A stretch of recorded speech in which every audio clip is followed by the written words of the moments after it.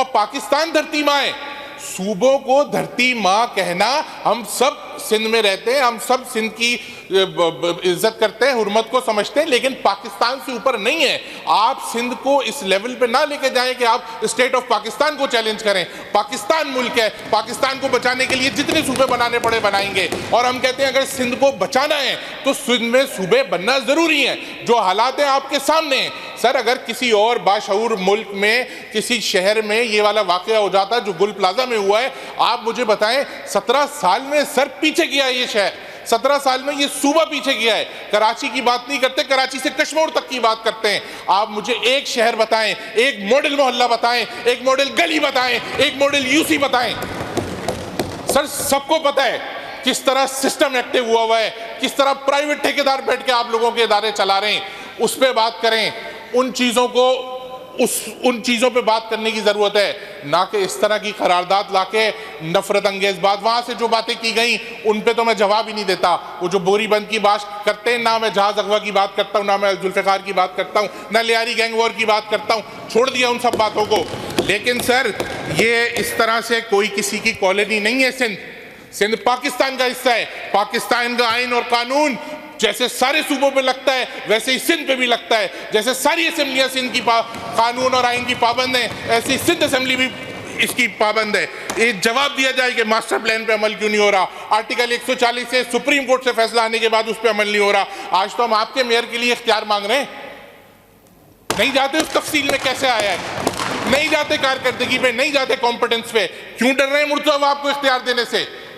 क्यों Sindh building control authority उसको नहीं देते? क्यों नहीं ऐसा करते जो मास्टर प्लान है जिसको गजट किया आपके सीएम ने, क्यों उस पर अमल दरामद नहीं करते?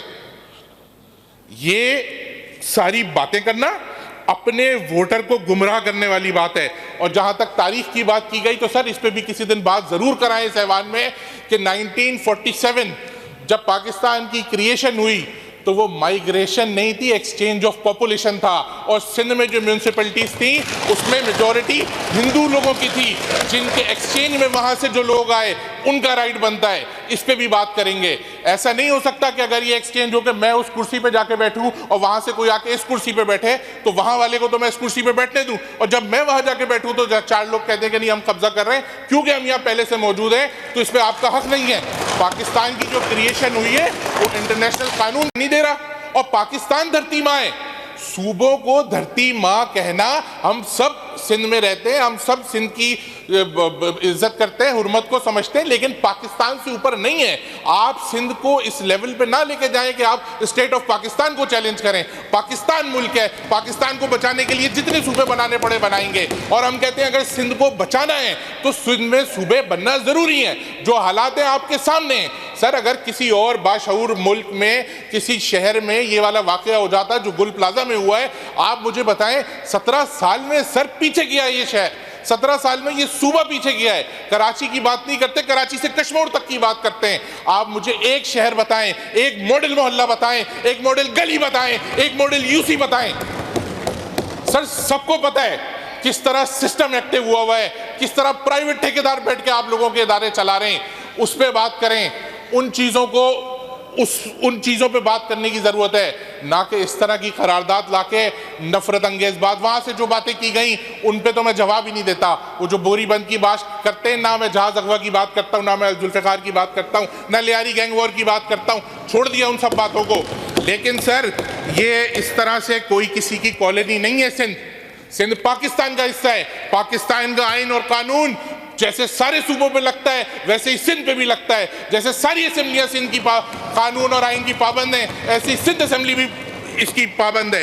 ये जवाब दिया जाए कि मास्टर प्लान पे अमल क्यों नहीं हो रहा। आर्टिकल 140 से सुप्रीम कोर्ट से फैसला आने के बाद उस पर अमल नहीं हो रहा। आज तो हम आपके मेयर के लिए इख्तियार मांग रहे हैं, नहीं जाते उस तफसील में कैसे आया है, नहीं जाते कारकर्दगी पे, नहीं जाते कॉम्पिटेंस पे। क्यों डर रहे हैं मुर्तज़ा आपको इख्तियार देने से?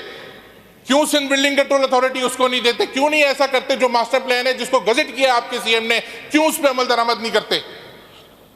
ये सारी बातें करना अपने वोटर को गुमराह करने वाली बात है। और जहां तक तारीख की बात की गई तो सर, इस पे भी किसी दिन बात जरूर कराएं इस ऐवान में कि 1947 जब पाकिस्तान की क्रिएशन हुई तो वो माइग्रेशन नहीं थी, एक्सचेंज ऑफ पॉपुलेशन था।